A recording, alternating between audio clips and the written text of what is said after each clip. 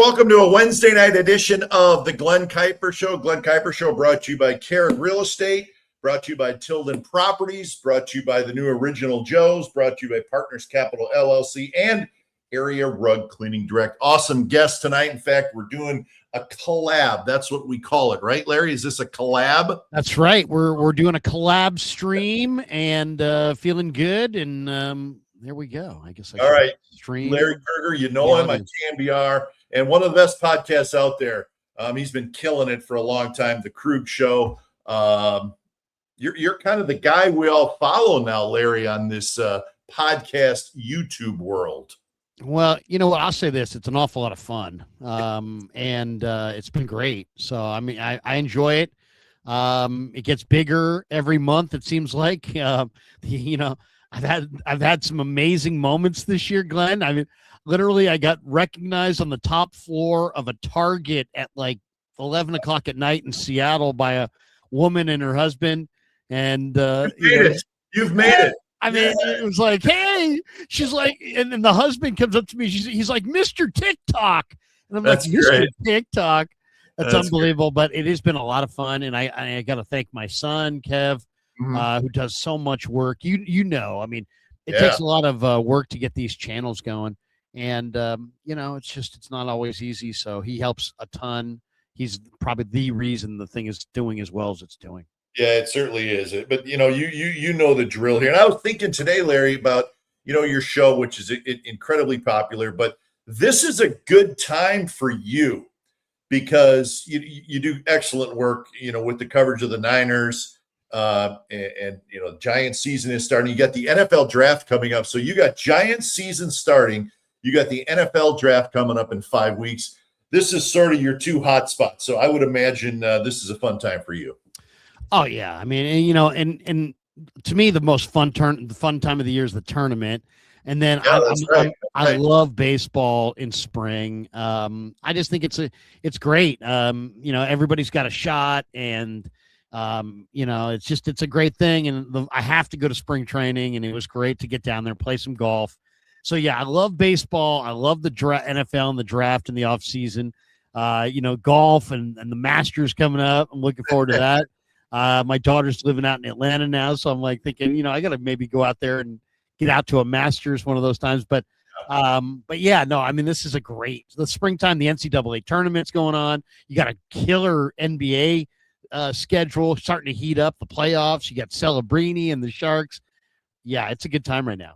Well, it was always one of my favorite things about spring training. And listen, we all love spring training, right? Just because it's awesome. But being down there and watching the NCAA tournament, always being down there for like the first round, right?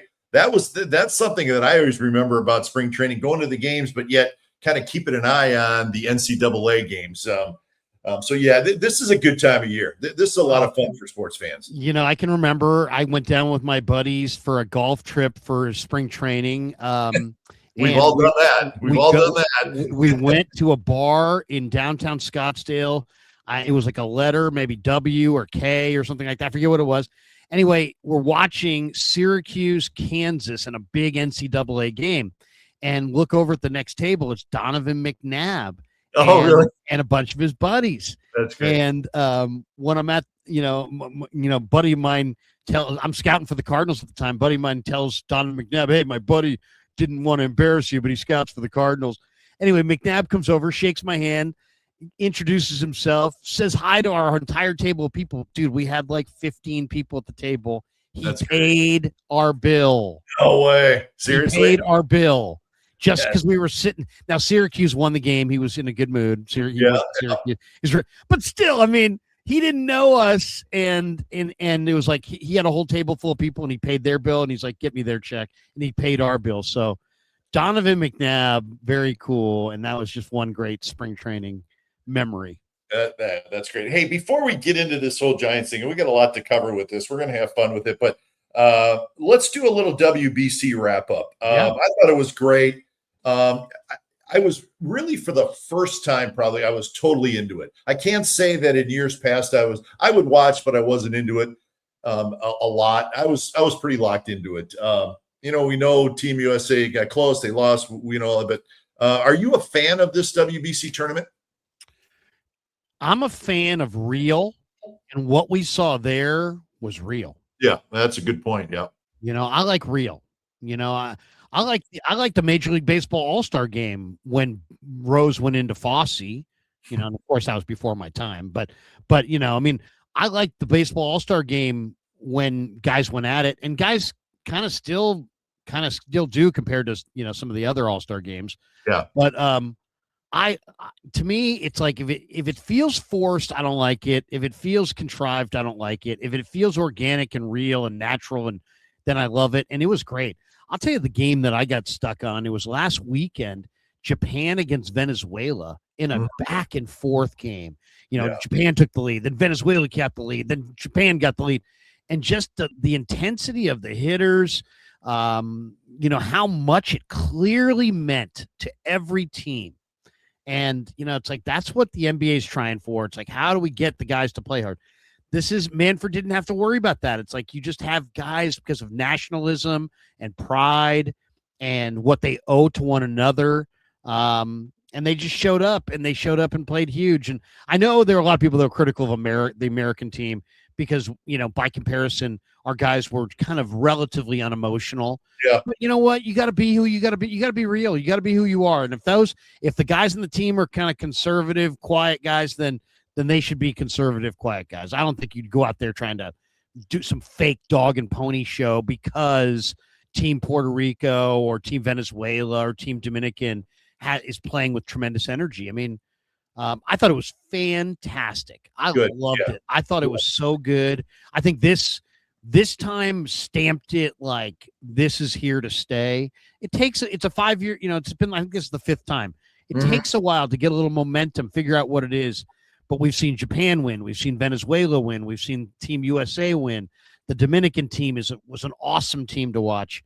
I loved it, man. I absolutely loved it. And I thought it was kind of cool that you had guys like the teams like the Giants, I should say, where big games and you've got Logan Webb on one side and you got Buto on the other side and their teammates, and that dynamic's cool. I'm not a Manfred guy, and I think they did too many things to speed up the game, and we could take a few of them now and throw them away, like the runner on second and extras and things like that.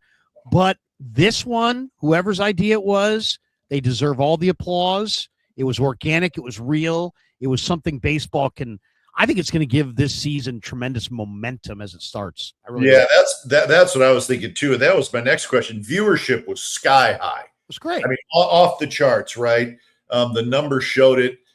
You could just the excitement in the game showed up, and it put baseball in such a great spot to start this 2026 season. You could not be in a better spot if you're Major League Baseball. What you just saw and the excitement leading up, a week later, you're going to start the season. And then baseball has this new crop of young, really, really good young players. People are into that. So you really can't have a better jump start to this 26 season than the WBC. And for that, you're right. I think it's very, very successful. The only thing, you said that nothing could be better. I mean, I'll tell you what could be better if the Giants were the equal of the Dodgers.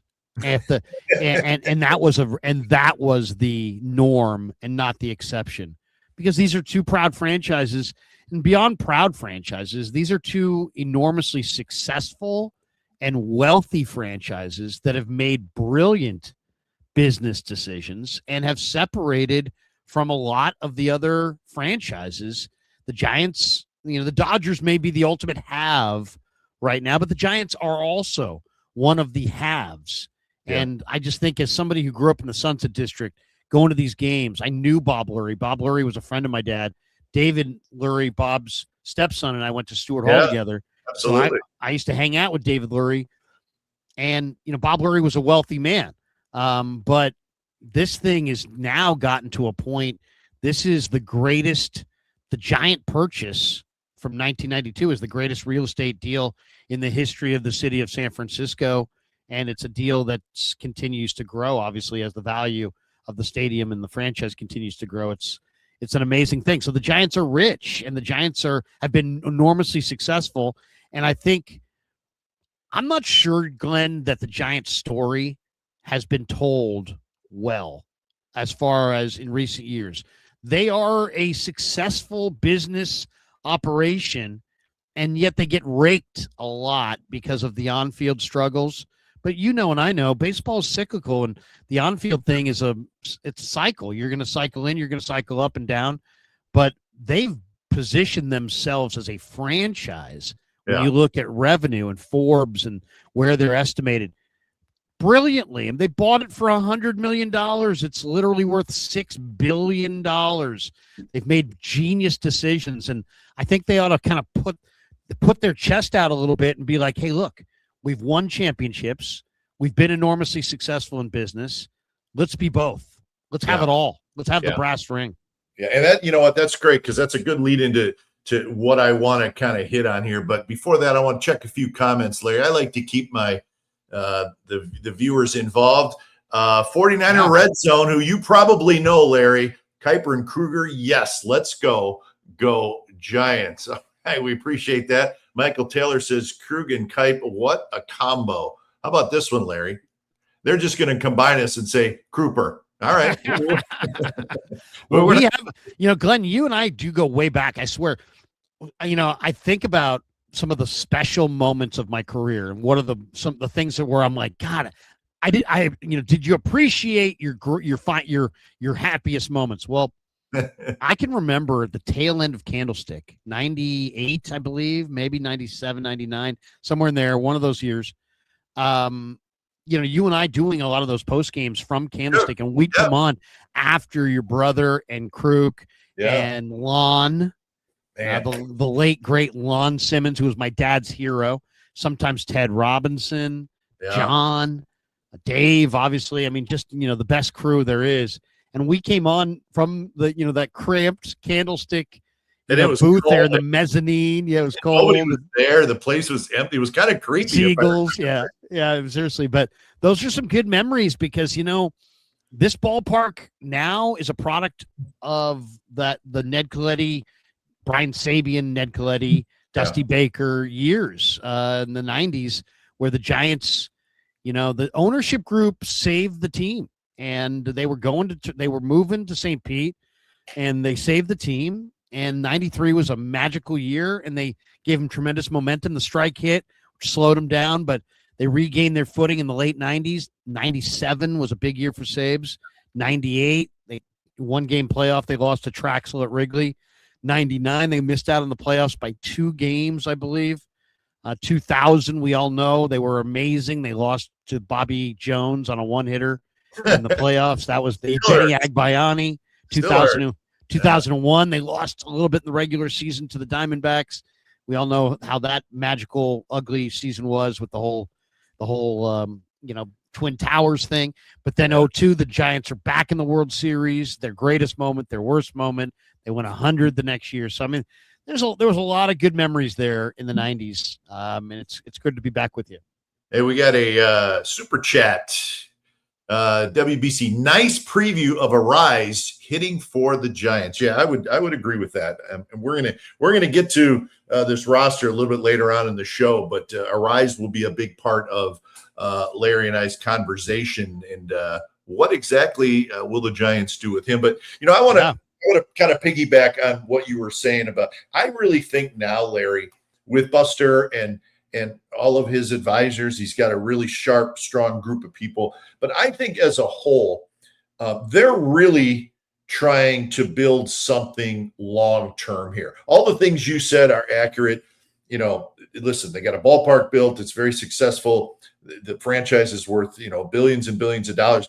But I think from a on the field standpoint, I get the feeling that Buster is really, really strong. We need sustained success on the field, and there's no reason why this and I'm kind of thinking what the front office is probably thinking. There's no reason why we can't have that, right? The Giants should not go 9 years and make the postseason one time, and that's the stretch they're in. And I think, Larry, if this is what they're trying to do, and of course it is, right? We are the San Francisco Giants. We should be a good team every year and battle for a spot in the postseason. I am quite sure that's what Buster and his people are trying to put together here. Now, if you make smart baseball decisions, and I think this group will make smart baseball decisions, personnel-wise, you have money to spend. Make sure you spend it on the right people. If you do that and you build up your minor league system, and they're getting there. You know, you like watching the minor leagues. I keep an eye. They're moving in the right direction here. They're not quite there yet with this minor league system, but it is growing, and there's a lot of talent down there. If you put those two things together, Larry, like I think the Giants are trying to do, spend your money wisely, make the right personnel decisions for the most part, and have a very, very strong minor league system, you can be good for a very, very long time, and you can compete with the Dodgers. Would you agree with that? The Dodgers have set the bar really high, and Mark Walter is, I think, almost he celebrates how high he sets the bar. Yeah. I think they're at this point almost kind of strutting, outbidding teams by $10 million just because you can. You know what I mean? It's a little bit, it almost feels almost like it's for effect at this point. It's like, we'll get more headlines if we make it, if we don't just beat their bid by 2 million, we'll beat it by 10. Remind everybody that we are so far ahead. But I mean, yeah, I think it's about making good decisions. It's really about making good decisions. I'll say one thing. And the reason I went to spring training, outside of I love to play golf and I wanted to bring my guys down there, and it's beautiful in March, and my wife said, all right, it's okay. But outside of that is I wanted to put my eyes on it. And, I've been around enough to know what it's supposed to look like. And also I've been around long enough to know that Tony Vitello is a totally new entity and had to be kind of, I had to see that for myself and kind of feel it. And I will say this, and I haven't really shared this on CanBR yet since I got back from spring training, but there is even though Bruce Bochy was, shucks, get a beer, it's like the best managers have an intensity around them, and the best organizations have an intensity. Sabes had an intensity. Coletti had an intensity. I mean, you have to have that day-to-day intensity. And between Tony and Buster, and I really got the sense of it sitting on the rail, kind of eavesdropping a little bit on Kirk Casale. There's a lot of Kirk Casale's very passionate about baseball. He's got Buster's ear. Super sharp guy. Yep. Super sharp guy, super motivated guy, super can-do achiever. If it's not right, let's make it right. And then you got the wisdom of Bobby Evans there, who's seen a lot of things in time and does have quite a bit of wisdom. There's an intensity and the parts fit together. And then of course Manassian as well, and he's a big part of that. And there's others, the Kyle Haynes and there's a group, but there's an intensity. And then I think there's also a really good vibe with the older players. I saw Affelt when I was there. I saw Aurelia when I was there. And, just to have that door opened again and that feels like you're embracing the history, and that makes everybody more comfortable and more feeling like you have more momentum. So I think it's just a matter of time. I really do. I'm impressed by Tony. All the players really like him. We don't know how he's gonna manage, what he's gonna do. He's gonna have to tone down all the Auburn and Vanderbilt references, or the Devers of the world are eventually gonna bite his head off. But he gets it. Tony's really smart, and he's really observant. And I think he's gonna, I think he's gonna do great from the first pitch to the last pitch. And then I think he's going to learn the rhythm of the last pitch to the first pitch of the next game. You know what I mean? Yeah. And he wants it, and you've got great leadership and great stewardship above. There's nothing guaranteed, and it's going to be very difficult. But I think I like the Giants, and I like the A's a little bit in the American League. I like the NorCal teams to kind of surprise and get in as wild cards this year. All right. Hey, all right. What do you think of this? I'm going to comment here, Larry, and tell you what you think. Giants are the new A's as far as cheapskates, but worse, they are more wealthy than the A's ever were. Well, first of all, that's not true. I'm not sure. John Fisher is probably the wealthiest owner in American pro sports. I mean, I know, we know that in great detail. He's a multi-billionaire. But that's besides the point. Everybody's very, very well off, and there's no reason. But the Giants are not the A's. The Giants are trying to figure out exactly the right strategy to take on, in their division, the biggest force in the game right now. And they've got to figure out how to do it. And you could get emotional about it and sign a bunch of major league free agents. And is that sustainable? I mean, you just heard what Glenn said.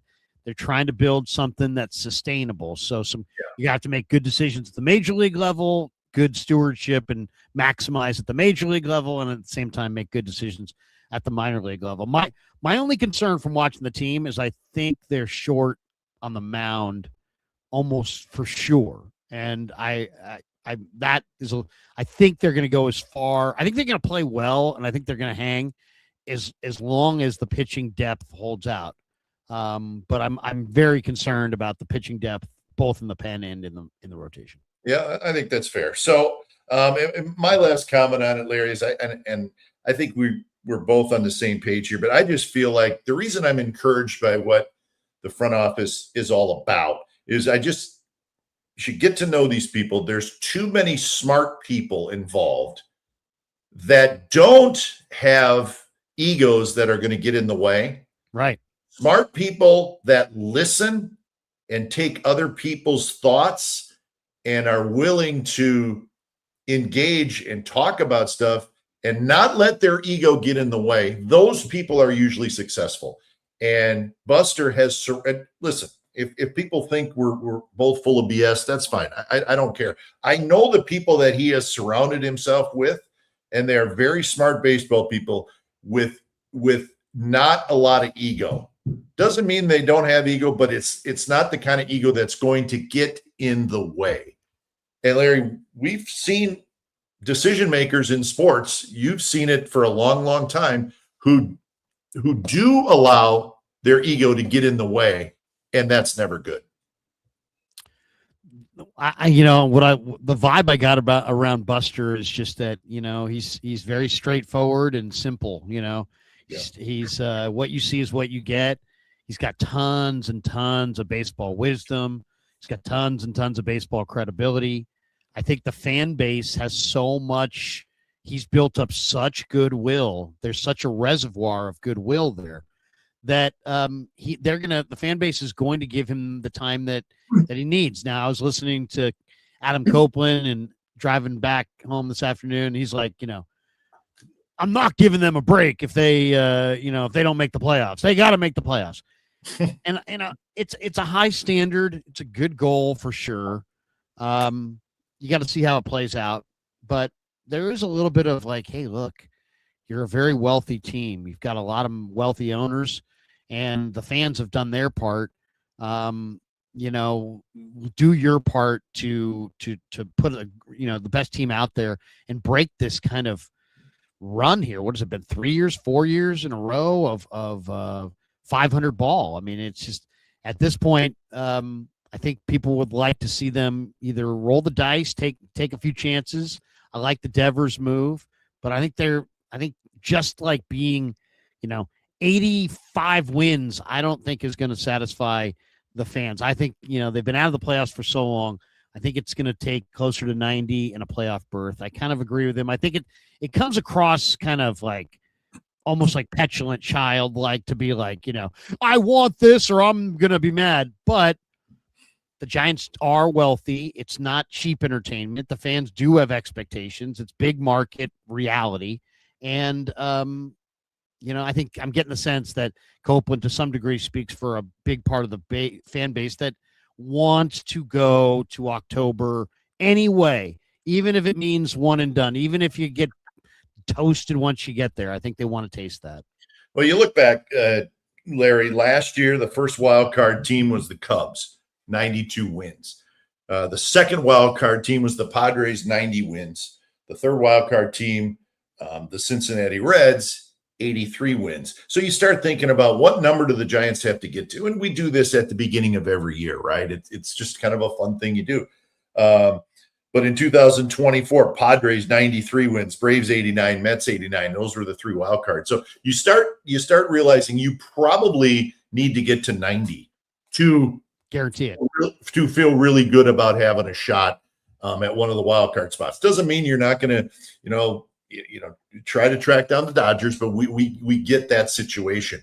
But if listen, if you can get in, as we say it all the time, anything can happen. We've seen wild card teams make the World Series a couple times in the last 4 years. So to me, set a number that you think is going to get you to the wild card, and play good baseball with enough talent, and see if you got a shot.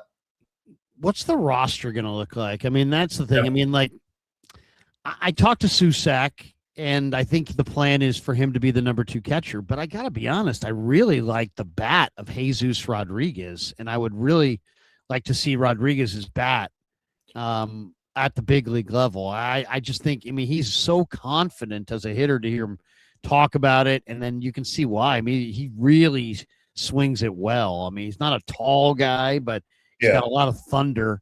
I kind of want to see them go with Rodriguez. I don't like the idea. I've heard Kerry Crowley and a couple people suggest trading Casey Schmidt. I think the strength of this team this year is going to be that their bench guys are as good as their starters, and the Cosses of the world and the Schmidts of the world, and maybe Rodriguez and maybe your outfield backups can all play without you really having any kind of step down in any way. I think there's a lot of good bench players here. So I want to keep Casey Schmidt, but I see the catching decision as a big decision. I see the 5th outfielder. I want to see Matos on this team. I think that 4th and 5th outfielder spot's going to be interesting to watch. And then, of course, the ultimate decision: do you break north with Eldridge or not? And it sounds like not, right? Is that? Yeah, I mean, I talked about this last night, Larry, and there are trickle down effects on Eldridge if he makes it, if he doesn't make it. I said I don't think he's going to break with the big league team. I think they're going to send him to AAA. Let him just polish. Let him just keep working. He's 21 years old. He's very young. Doesn't mean he couldn't be in a big league lineup, but I think the right thing to do for Eldridge, in my opinion, is to start him in AAA. And I think that's what they're going to do. I don't know that for a fact. But you think about this thing, Larry, you got 26 spots, right? You got 13 pitchers, and you know who your 8 position players are going to be, right? I think we know. Well, heck, that's 21 right there, right? You got 8 relievers, 5 starters. There's your 13 pitchers. You got your 8 players. That doesn't include the DH. So now you only have 5 extra spots. One of them's the DH spot, and one of them's your backup catcher. Well, now you're down to 3 spots, right? So if Koss and Schmidt make it, you only have 4 outfielders. Yeah, exactly. Unless it's, listen, you can DH anybody from this group, right? But my point is there's a lot of pretty good players fighting for really what's probably 1 or 2 spots if Eldridge doesn't make it. I find the decision fascinating, and you brought up Rodriguez. I talked about him last night. I know he opened a lot of eyes. There's no question. People, called the coaching staff. None of them have really seen him until spring training, and he can really hit, Larry. I know you liked what you saw. I loved what I saw. He can hit, and I don't know. I said, maybe this is an outside roster spot for this guy, but they sent him back down to the minor leagues this morning. Doesn't mean he won't be back at some point soon in the season, but the point is he won't be on the opening day roster. So, how about a couple of these other guys? I mean, I saw Encarnacion, didn't hustle on one play. I'm not a gigantic Encarnacion fan, but he, some people really like that bat. Yeah, you can see why, but I don't know. There's not enough there. I'm not a huge fan. And then Drew Gilbert, at the end of last year, I thought, oh man, this could be a key guy for them, but he's had some injuries this spring. Do you think he starts on the injured list, or? Well, maybe. I think he's starting to play a little bit now, but I think he's destined for AAA. And listen, I'm not sure. He showed that he's a big league defender, but he hasn't showed yet that he's a big league hitter. And another guy that probably needs a little more time in the minor leagues. We know the Matos thing out of options. We know the Encarnacion thing out of options. I think Encarnacion's got a pretty decent chance to make the team. I do. Because you really do want to try to keep as many assets as you can, right? The Matos thing is I don't know what's going to happen there. Grant McCray. I thought Grant McCray looked pretty good this spring. He looks good. And you know what, Lacey? There's another guy, too, that has opened a lot of eyes, and that's Jared Oliva, the center fielder, because he can play all three outfield positions. He can play center field, very good defensively, and he does something that could help you at the big league level. He can steal bases. He's a very, very legitimate base stealer. Now, is that enough to give him a roster spot? I don't know, but I do know, like Rodriguez, Larry, he has opened some eyes, and I think that front office is looking like, hey, he does some things that could help you on the 26-man roster. So what about Barracuda? Where's he in this mix? Did he get sent out today? No, I think he's been, did you see what he did today? He hit a ball over the batter's eye. He's got major power. Yeah. But I think he's a legitimate prospect. I don't think there's any doubt about that. I don't think he's going to make the team, but that's a nice guy. Start him in AA maybe with Bo Davidson. And again, you're building up this organizational depth with prospects. He's looked terrific. Yeah. He's probably been the best hitter in camp. And I know the coaches were like, wow, this kid can hit, man. He's going to go down. He can play some first base, but keep an eye on him in the minor leagues. You're a step away, right? Or you're a couple steps away if you start strong in AA. So, their organizational depth is much, much better, Larry. And I think that's a big deal. Will they be looking at all for a first baseman? If Eldridge, if they decide Eldridge is, not only is he not going to be up right now, he might be more of a, September call-up type thing, or even a 2027 entity. Would they look around for a first baseman to pair with, or would they just, throw a Rise over there? I mean, I don't think that there would be a reason. Let's say Eldridge does go down. I don't know that there would be a reason to go get another guy, because we've seen Schmidt play there. This could be a way to get Schmidt's bat in the lineup if you want to play him at first once in a while and DH Devers. I think Encarnacion's got a pretty good chance to make the team. He could play first. Arise could. He's playing first base in the WBC. So I don't know that would necessarily be a need, Larry, to go get a first baseman. Because I think there's enough guys on the roster that can. And Schmidt's a pretty good defensive first baseman. He could play over there, and I think they'd be comfortable with that if Devers had to miss time for whatever reason that may be. Yeah, I talked to Schmidt. I think Schmidt could have a really nice year. I know it's kind of weird because there's no spot for him technically, but he'll play a lot. He hits, and he's getting better. I think every year he becomes a little bit better. One thing I saw in the WBC that I hope Tony also noticed was that Luis Arise looked good in the middle of the lineup and looked good kind of, towards the back end of the middle of the lineup. And I thought of him as a top of the lineup, bottom of the lineup guy, like probably most people did, right?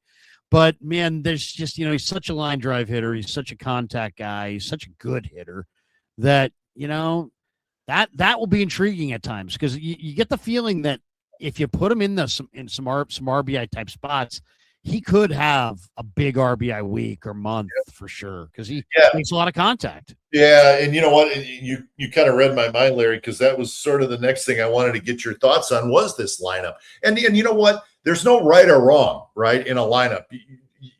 They change all the time, but it is a very interesting question with this Giants team, because my thing has always been, Larry, one, where do you bat Arise? Okay, like you just said. But also, where do you hit Jung-Hoo Lee? And where do you hit Elliot Ramos? Those three guys, to me, are kind of the wild cards in where are you going to hit them? But starting with Arise, like you said, he didn't lead off a lot last year. He hit second a lot because the Padres had Fernando Tatis leading it off. And, we know what teams do now with leadoff hitters. Most of them hit the ball in the ballpark, right? Right. So, I would not hit Arise leadoff. You could go anywhere in my mind from second to fifth, really. Put him in there somewhere to break up the guys who strike out.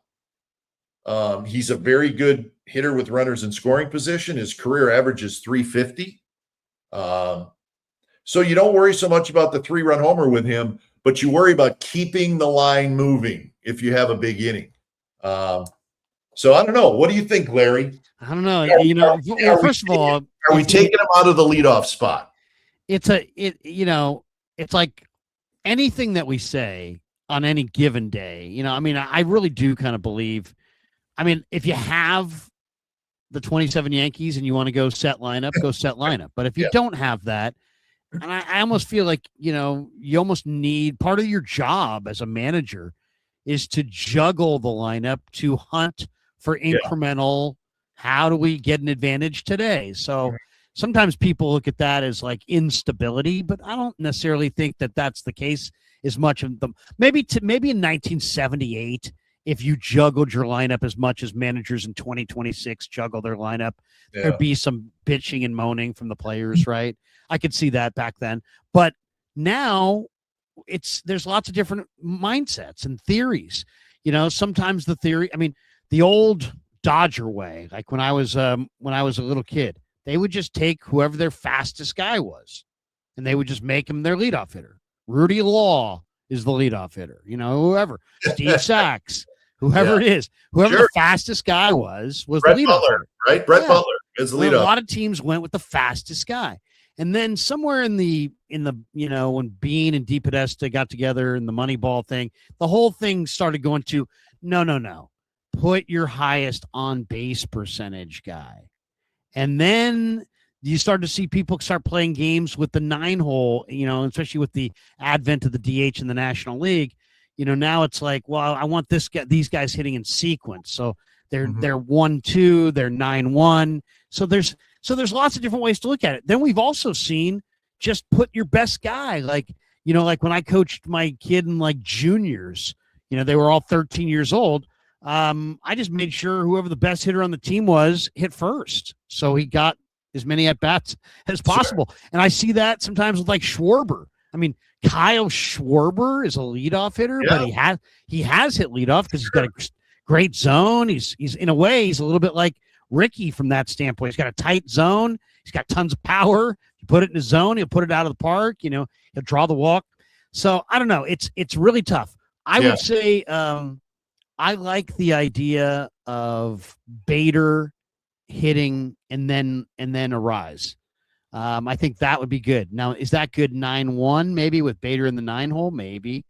I also kind of think that there were times where I felt like the best at-bats that I saw out of Ramos were in the leadoff spot. I agree with that. I kind of like Ramos in the leadoff spot. He has got the power. I like his at-bats when he's in the leadoff spot. Yeah, Ramos kind of jumped out at me like maybe that's if I was making out an opening day lineup, and like you said, it's going to probably change the second night. Who knows? But the Ramos, he was fine, right? And then the leadoff spot. Listen, he's not a base stealer, all that. But listen, the big hitters now in the National League, you just look around, who's leading off. And I wrote this down. Tatis leads off for San Diego. Ohtani leads off for the Dodgers, right? Trey Turner and Schwarber lead off for the Phillies. Lindor leads off for the Mets. Acuna leads off for the Braves. The Cubs got Happ and Armstrong. These guys, they lead off. Jackson Chourio leads off for the Brewers. None of these guys are just slap guys that are speed. They all hit the ball in the ballpark. So to me, Ramos is hits the ball. It's got good power, gap power. I would think about Ramos first and Arise second. Yeah. I mean, I don't know. There's, to me, it's also, it's literally, I mean, I want to see Tony ride the hot hand. Bader gets hot, lead him off. I hate to say it because he strikes out, but Willie Adames gets really hot. Lead him off. I mean, for a couple days. I'm not saying, I'll tell you a guy who's a damn good hitter who I'm new respect for after watching the Cactus is this Christian Koss. That guy hits line drives, man, everywhere. He is a line drive hitter, and he's kind of one of those hot and cold guys. You get Christian Koss where he's coming off a couple games where he's had 3 hits or something. He's going up against a pitcher he's got some good numbers against. I'd lead him off. I mean, he's got a nice stroke. He knows what he's doing. I think Tony's got some great versatility options in the lineup this year. I really do. Yeah, I would agree with that. But I just find it fascinating. And really, ultimately, you're going to see all kinds of different lineups. But the thought of where to hit these guys, like Jung-Hoo Lee, he had some success in the 3rd spot last year, remember? And then he let off. And, so there's a lot of different ways you can go here. Some people don't like Chapman in the cleanup spot. I think Chapman, to me, I saw him his whole career. I think he's better as a 5th or 6th place hitter. I think that fits him best. Devers likes to hit second. He told Bob Melvin that last year. Doesn't mean that that's where he has to hit, but he likes hitting there. Where's Adames? He hit second a lot last year, 3rd or 4th. So there's so many different ways you could go with this. And quite frankly, I find it to be kind of a fun conversation because there's not necessarily a right or a wrong. No, I mean, and I think if he does it the way I'd like to see him do it, there's going to be 6 or 7 different guys who get an opportunity at it over the course of the year. If you have Ricky Henderson, if you have Vince Coleman, if you have that just prototypical leadoff hitter, then lead him off every day and consider yourself lucky, But if you don't, it's almost it's a creativity thing, and part of managing, I guess, is just riding the hot hand. I'll say this, I feel pretty good about their offense. I feel pretty good about the defense. I'm a little nervous that the only additions they made in the rotation, besides the guys they had, were Malley and Rouse and Hauser. I call him Rouser. There's a guy in the NFL draft called Adrian Hauser. But Hauser looked so damn good in that game against the Giants last year for the White Sox. I saw him in spring. If he's got a power arm and a power arsenal, if you could get him a few runs early in the game, I would not be surprised if he had a very impressive record because he's got stuff. He's got a legit arsenal. Yeah, absolutely. I'm okay with the rotation. I am, and there's some depth with Wisenhunt and Seymour and Tidwell down in the minor leagues. You may have to go get those guys at some point just because you know how many starters you need. The Birdsong thing's going to hurt. But, listen, there's no question that the concern is with the bullpen. I think everybody knows that. It's evident. There's a lot of candidates, but you don't know who is going to make the team, and you don't know what role people are going to have. So it's really kind of a twofold thing. So I think you sort of hope that this group, even though it's thrown together a little bit, can find some success. Because Larry, when you get to the middle of the season and you get a little closer to the trade deadline, the one area that you can get is a reliever. If you want a starter, you're going to have to pay a lot. If you want a middle of the order hitter, you're going to have to pay a lot in a trade. You can find relievers. You can get quality relievers at the trade deadline. You just, and you get the Foley guy back, who's been a closer with the Tigers. He's going to be out till the middle of the year.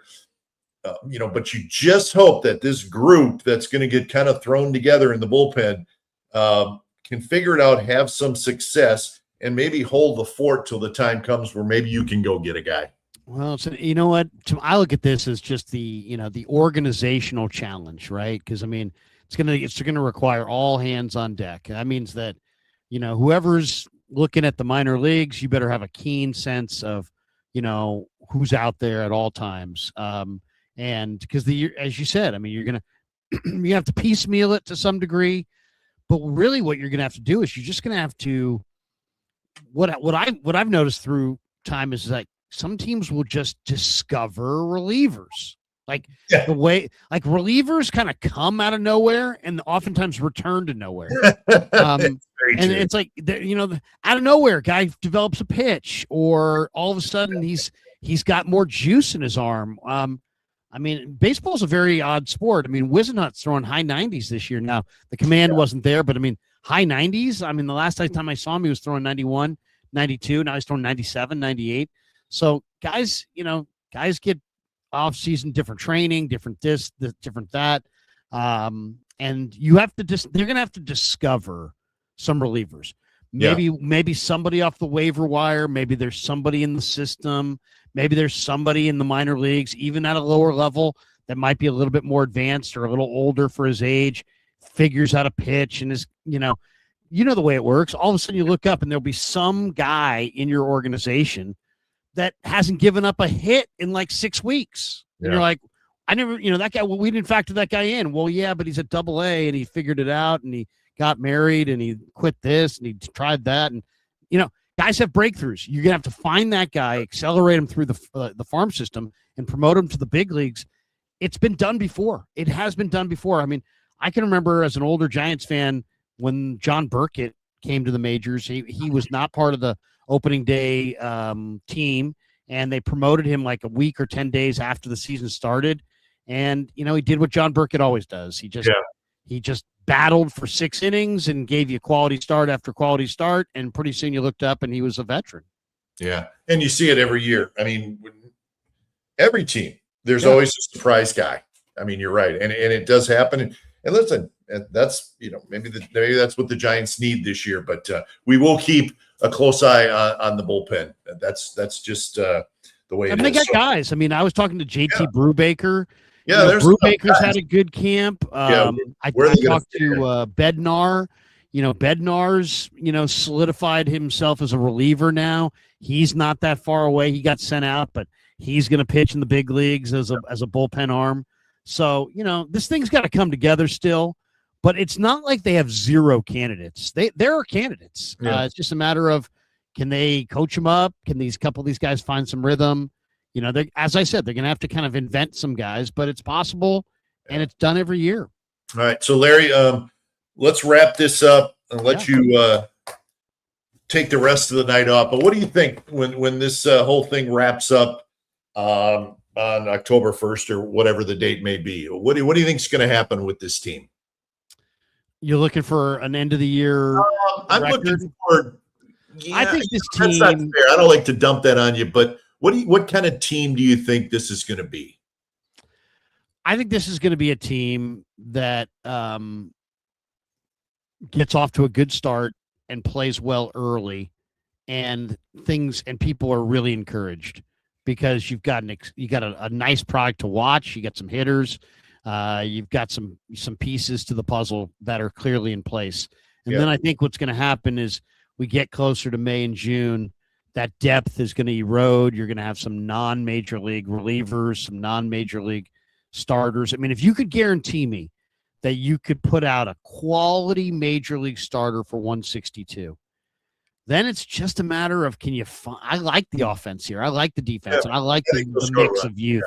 Yeah. I just think can they find 2 nasty relievers? Do they have assets in the minor leagues that they could trade for 2 nasty relievers? I mean, heck, Mason Miller is nasty.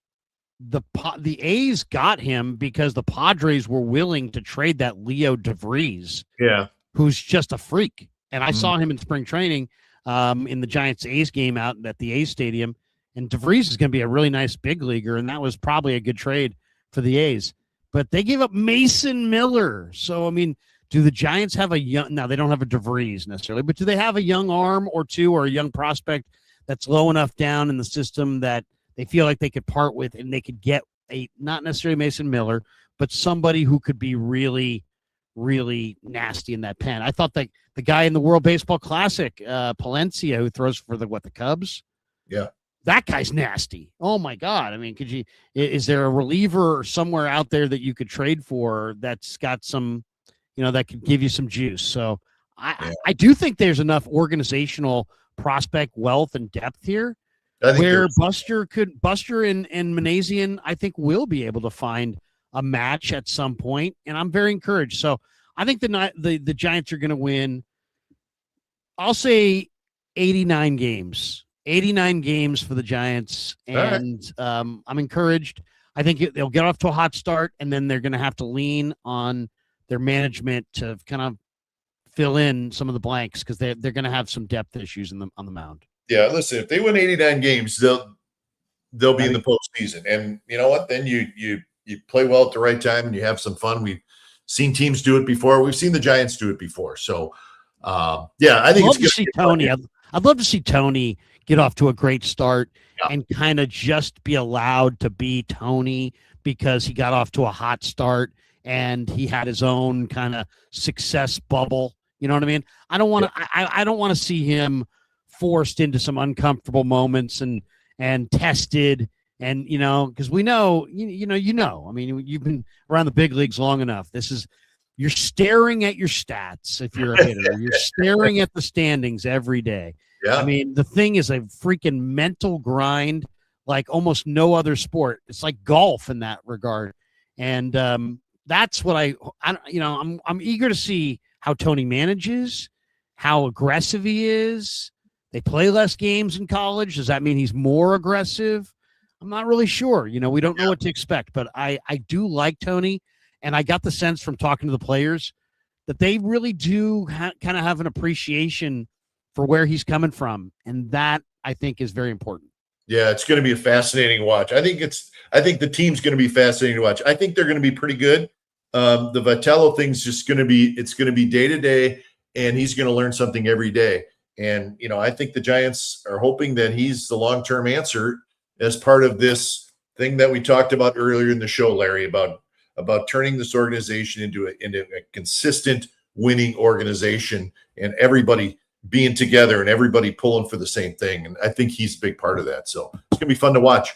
They're not far away. And, it's really cool that it's starting up because, baseball, unlike football, unlike basketball, unlike hockey, it's truly daily. And I'll say this. I mean, I don't try to encourage people to gamble. I'm not hey, you should gamble. But I think if you want to know what it's like, and I talked to Ned Coletti about this one time, if you really want to know what it's like to be a baseball player or to be a bench coach on a baseball team or assistant GM or anybody in the fire competing, just put whatever you want, $20, $50, whatever it is, on some team to either go over the total or under. I like going over because then you're rooting for wins. You're not rooting for losses. But root for and then ride that roller coaster. And it's a great way to feel what the players feel, what the broadcasters feel, what everybody feels. Because you won, you're up. You lost, you're down. You lost 5 in a row, you're really down. You won 5 in a row.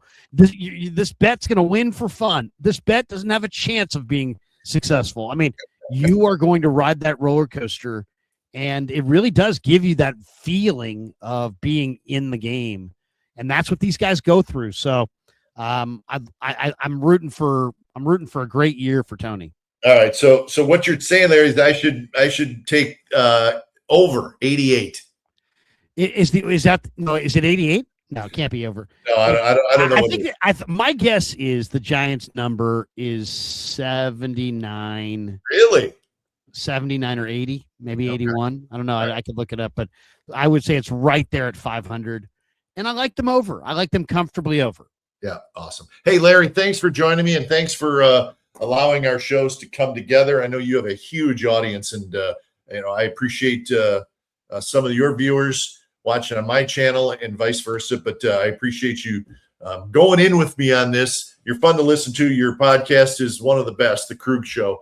So make sure you check that out. But I appreciate you stopping by, Larry. Let's do it again soon. Yeah, absolutely. Once this season gets started.